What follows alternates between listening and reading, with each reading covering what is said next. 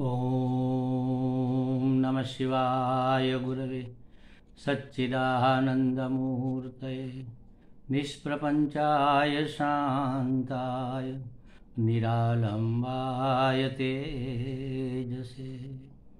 हरिओम प्रभु जी। आज के इस अध्यात्म परिषद में आप सबका स्वागत है। आज अपरोक्षानुभूति लेंगे। 12वां श्लोक चल रहा है। पहले 10, 11, 12 तीन श्लोकों का पाठ करेंगे, फिर इसको समझने का प्रयत्न करेंगे। 10वां श्लोक पहले उसका पाठ करते हैं। उक्त साधन युक्तेन विचारः पुरुषेण हि कर्तव्यो ज्ञान सिद्ध्यर्थम आत्मानः शुभमिच्छता नोत्पद्यते विना ज्ञानं विचारेणान्यसाधनैः यथा पदार्थभानं हि प्रकाशेन विना क्वचित्। कोऽहं कथमिदं जातं को वै कर्तास्य विद्यते उपादानं किमस्तिह विचारः सोऽयमीदृशः।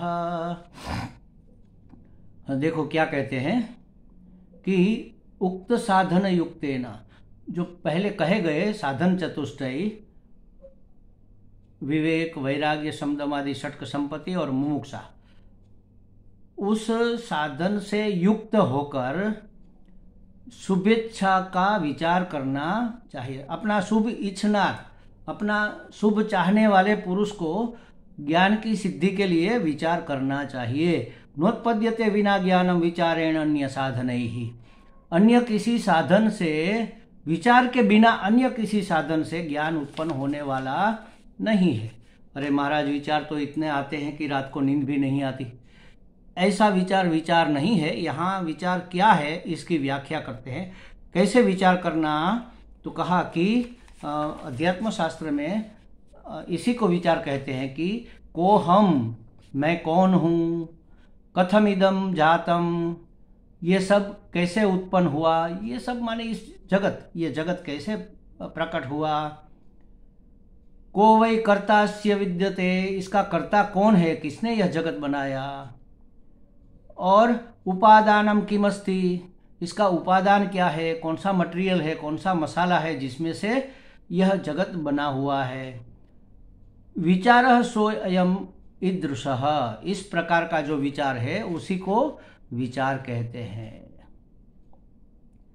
तो महाराज, इसकी चर्चा तो बहुत दिनों से चल रही है। मैं कौन हूँ, ये कैसे प्रकट हुआ, कैसे पैदा हुआ, इसका करने वाला कौन है। अब अंतिम चरण की बात आई है कि इसका उपादान क्या है। इसकी चर्चा थोड़ी बहुत हो गई है, थोड़ी बहुत बाकी रह गई है कि इसका उपादान क्या है। तो जैसे समझो घड़ा मिट्टी का कारण है, वैसे सृष्टि के तमाम नाम रूप का कारण ईश्वर है। घड़ा मिट्टी का कारण है, कारण माने उपादान, कारण, उपादान माने मसाला। जिस मसाले से घड़ा बना है उसी को कहते हैं उपादान या तो कारण। तो घड़े में मिट्टी के सिवा और है ही क्या। मिट्टी को निकाल लो, घड़े का अपना अस्तित्व नहीं रहेगा। तो ये भी कह सकते कि घड़े की आत्मा मिट्टी है। तो उसी तरह इस जगत किस मटेरियल से, किस मसाले से बना है, तो कहा कि एकमेवा द्वितीयम, पहले तो एकमात्र सत परमात्मा के सिवा कुछ नहीं था, तो फिर बना कैसे। इसका मतलब यही हुआ कि परमात्मा ने ही सब रूप लिए हुए है। तो ईश्वर ही इस नाम रूप के रूप में अभिव्यक्त हो रहा है। ये नाम और रूप का आधार लेकर ईश्वर ही अभिव्यक्त हो रहा है। तो इस जगत का उपादान क्या हुआ, ईश्वर। तो जैसे घड़े का कारण मिट्टी है, वैसे सृष्टि के तमाम नाम रूप का कारण, उपादान कारण ईश्वर है। जैसे घड़े में मिट्टी कहाँ है, तो जहाँ जहाँ घड़ा है वहाँ वहाँ मिट्टी है। उसी तरह ईश्वर कहाँ है, तो जहाँ भी हमें जगत मालूम पड़ता है, दिखता है, अनुभव में आता है, वहाँ वहाँ ईश्वर है। तो इस पूरे संपूर्ण जगत में ईश्वर व्याप्त है। तो जैसे घड़ा जहाँ है वहाँ मिट्टी है, घड़े का वजन, घड़े का आकार, घड़े का नाम, घड़े का शब्द स्पर्श, घड़े का रूप, घड़े का रंग, घड़े की गंध, सब मिट्टी ही मिट्टी है। तो बस उसी तरह अगर घड़े को समझो, घड़े से मिट्टी को दूर कर दिया जाए तो घड़ा ही नहीं रहेगा। तो मिट्टी स्वयं घटाकार बनी हुई है, मिट्टी ही घड़ा बनी है, अर्थात कारण ही कार्य रूप में अभिव्यक्त हो रहा है।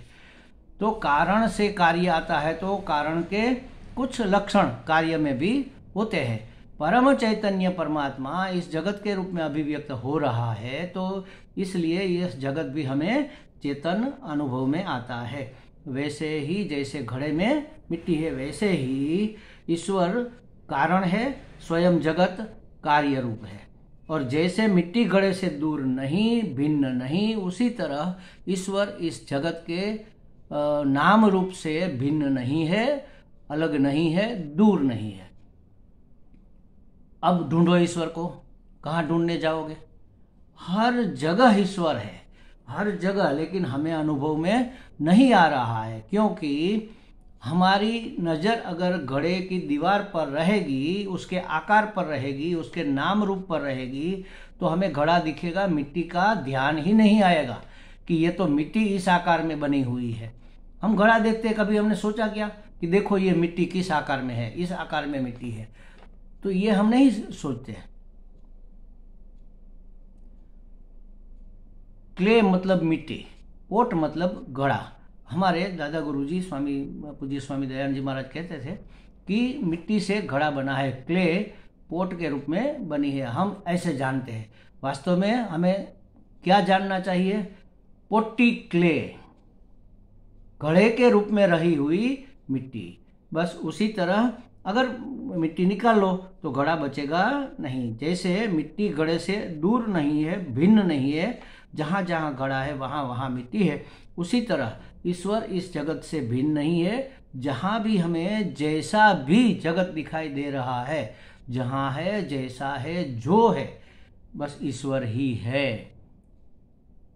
What is ईश्वरा, ऐसे हमारे गुरुजी कहते हैं जो है वह ईश्वर ही है। ईश्वर स्वयं हर एक नाम आकार के रूप में अभिव्यक्त हो रहा है। दृश्य हो या अदृश्य हो, जड़ हो या चेतन हो, सब ईश्वर ही विविध नाम रूप लेकर अभिव्यक्त हो रहा है। ईश्वर और जगत भिन्न नहीं है। नाम रूप का हमने आरोप किया हुआ है। मिट्टी में हमने नाम रूप का आरोप किया, एक रूप दिया उसको, उसका एक नाम रख दिया घड़ा। उसी तरह नाम रूप का, इस जगत में दिखने वाले सभी नाम रूप का हमने ईश्वर पर आरोप किया हुआ है। वास्तव में वह कारण कार्य से भिन्न नहीं है, ईश्वर जगत से भिन्न नहीं है।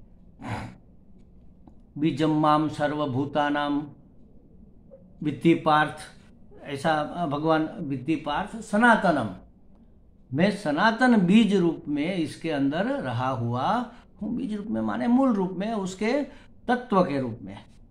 हे पार्थ, तुम यह जान लो, यह समझ लो कि मैं ही सर्वभूतों में सनातन बीज हूँ। सनातन का मतलब है कभी न मिटने वाला। देखो, हमें दुनिया तो दिखती है, लेकिन किस प्रकार से हम दुनिया को देखते हैं? नाम रूप के रूप में। लेकिन हर एक व्यक्ति, हर एक वस्तु, हर एक पदार्थ में 5 अंश रहे हुए होते हैं। अस्ति भाति प्रिय नाम रूप इति, अस्ति भाति प्रिय नाम रूप इति अंश पंचकम। अस्ति भाति प्रिय, ये 3 आद्यत्रय ब्रह्म रूपम, ये ब्रह्म रूप है। ततोद्वयम नाम और रूप, ततोद्वयम जगत रूपम, ये जगत नाम रूप है। और इस नाम रूप में छिपा हुआ अस्ति भाति प्रिय, अस्ति भाति प्रिय माने सत्य चित्त आनंद। अस्ति माने होना, हर एक वस्तु है। भाति माने भासना, भासमान होना, प्रतीत हो रहा है। और प्रिय माने उपयोगी, उसकी कोई ना कोई उपयोगिता किसी न किसी को तो है। किसी को, अगर व्यक्ति को नहीं है तो किसी प्राणी को होगी, किसी प्राणी को नहीं है तो कुदरत को होगी। उसकी आवश्यकता के बगैर कोई वस्तु हो नहीं सकती। तो अस्थि भांति प्रिय के रूप में परमात्मा ही रहा हुआ है, लेकिन हमें दिख रहा है सिर्फ नाम रूप। तो नाम रूप का बाध करके नाम रूप को दूर हटाना माने दिमाग से हटाना। नाम रूप को न देखकर उसमें अस्थि भांति प्रिय जो अभिव्यक्त हो रहा है उसको देखेंगे तो हमें ईश्वर की अनुभूति होगी, ईश्वर की प्राप्ति हो जाएगी।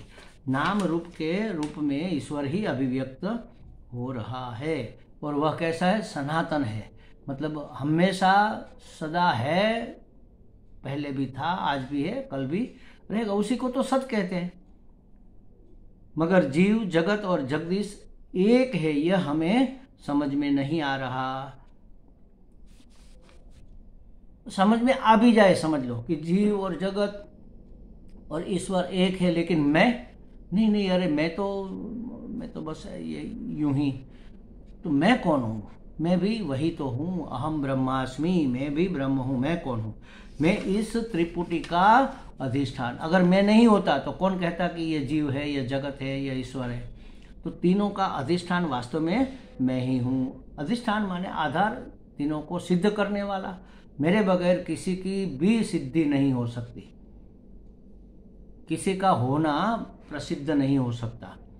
जिस पर समग्र सृष्टि विवर्त के रूप में भास रही है वह अधिष्ठान मैं हूँ। जैसे रज्जु, रस्सी का टुकड़ा पड़ा है तो उसमें विवर्त के रूप में हमें सांप दिख रहा है, किसी को विवर्त के रूप में टूटी हुई फूलों की माला दिख रही है, किसी को विवर्त के रूप में टेढ़ी मेढ़ी छड़ी दिख रही है, लाठी, किसी को विवर्त के रूप में जलधारा, बहा हुआ जल का रेला, जलधारा दिख रही है, किसी को विवर्त के रूप में भूछिद्र, जैसे तिराड़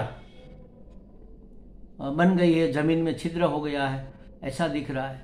तो ये सब विवर्त का अधिष्ठान कौन है? रज्जु। बस उसी तरह जीव का, जगत का विविध रूप में दिख रहा है। जगत कितने आकार में, कितने प्रकार में, कितने विकार में, कितने संस्कार में यह जगत हमें दिख रहा है, अनुभव में आ रहा है। सबका आधार, सबका अधिष्ठान मैं हूँ। मैं के ऊपर ये पूरा जगत विवर्त रूप में भासमान हो रहा है। तो ये मैं कौन हूँ? तो मैं इसका अधिष्ठान हूँ, जिस पर समग्र सृष्टि विवर्त के रूप में भास रही है। अब जब ज्ञान होता है तब जगत का ज्ञान होता है कि भाई ये जगत है। अधिष्ठान का ज्ञान हमें तुरंत नहीं होता। क्यों? क्योंकि हमारी नज़र हमेशा बाहर ही वैज्ञानिक जो लोग संशोधन करते हैं तो वह पदार्थ को बाहरी जो वस्तु है उसी को ढूंढते हैं, लेकिन ढूंढने वाला कौन है उसे नहीं ढूंढते। ये देखने वाला कौन है, ये सोचने वाला कौन है? तो अधिष्ठान का अज्ञान होता है, तब आरोप का भान रहता है। हमने इसके ऊपर नाम रूप का आरोप लगा दिया, घड़ा और ऐसे आकार का, ऐसे रंग रूप का। ये कब हम लगा सकते हैं? जब अधिष्ठान मिट्टी का हमें अभान रहता है, उसका भान नहीं रहता। जब अपना ज्ञान होता है तब संसार नहीं रहता। जब अपना अज्ञान होता है तब संसार रहता है, क्योंकि हमारे ऊपर ही यह विवर्त रूप में भासमान हो रहा है। जैसे जागृत का भान होते ही स्वप्न जगत नहीं रहता, वैसे ही स्वरूप का ज्ञान होते ही संसार नहीं रहता। अज्ञान में ही ये सब जीव सृष्टि हमें अनुभव में आती है। वह अज्ञान मेरे अंदर है या मेरे बाहर है, उसको पहचानना चाहिए। बाहर तो कुछ है ही नहीं, जो है हमारे अंदर ही है। जगत का कारण भी मेरे अंदर है और जगत का कार्य भी मेरे अंदर है। अतः जगत का उपादान अगर किसी को मानना है, जगत का कारण मानना है, तो वो भी मेरे अंदर है। मेरे भ्रम के कारण यह जगत दिख रहा है। यदि जगत उत्पत्ति का कारण मेरे अंदर है तो जगत के संहार का कारण भी मेरे अंदर ही होना चाहिए। मैं ही हूँ सृष्टि का सर्जक, मैं ही हूँ सृष्टि का पालक, मैं ही हूँ सृष्टि का संहारक। सर्जक माने मैं अधिष्ठान हूँ, मेरे ऊपर विवर्त के रूप में यह सृष्टि दिख रही है। जब तक मुझे मेरा अभान है, अज्ञान है, तब तक भ्रमवश ये सृष्टि दिखेगी, सृष्टि का पालन होगा। तो सृष्टि का पालक भी मैं हुआ, भ्रम को पाल रखा है हमने, तो सृष्टि भी बनी रहेगी। और जब मुझे मेरा ज्ञान हो जाएगा, मुझे अपना ज्ञान हो जाएगा, तो ये विवर्त नहीं रहेगा। जैसे प्रकाश होते ही डोरी हमें पता चल जाती है, रज्जू का पता चल जाता है कि ये तो रज्जू है, तो फिर सांप वाप कुछ दिखता नहीं है। उसी तरह ज्ञान प्रकाश होते ही, मैं कौन हूँ यह जानते ही, जगत विवर्त मिट जाता है। तो संहारक भी मैं ही हुआ। तो ब्रह्मा विष्णु महेश कौन है? मैं ही तो हुआ। इस हिसाब से मैं ही ब्रह्मा हूँ, मैं ही विष्णु हूँ, मैं ही महेश हूँ।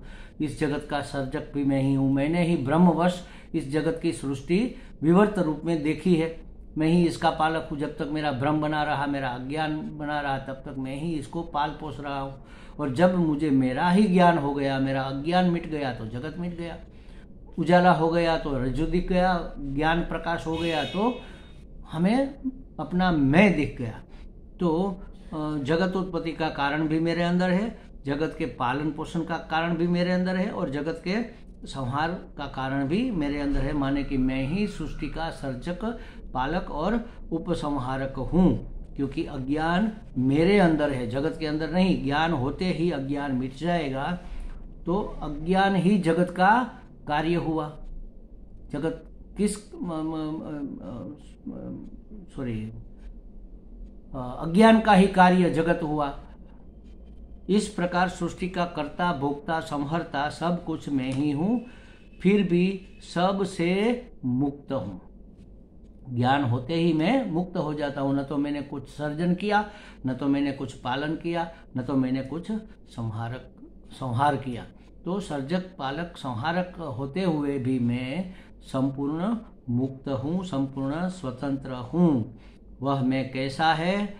न समय में समा सके, न स्थान में समा सके, न किसी वस्तु में पहचाना जा सके, वैसा मैं किसी एक स्थान में मर्यादित नहीं, किसी एक वस्तु के रूप में मर्यादित नहीं, किसी एक समय में बना रहने वाला नहीं, क्योंकि देश काल वस्तु अखंड एक रस चैतन्य में कल्पित मात्र है।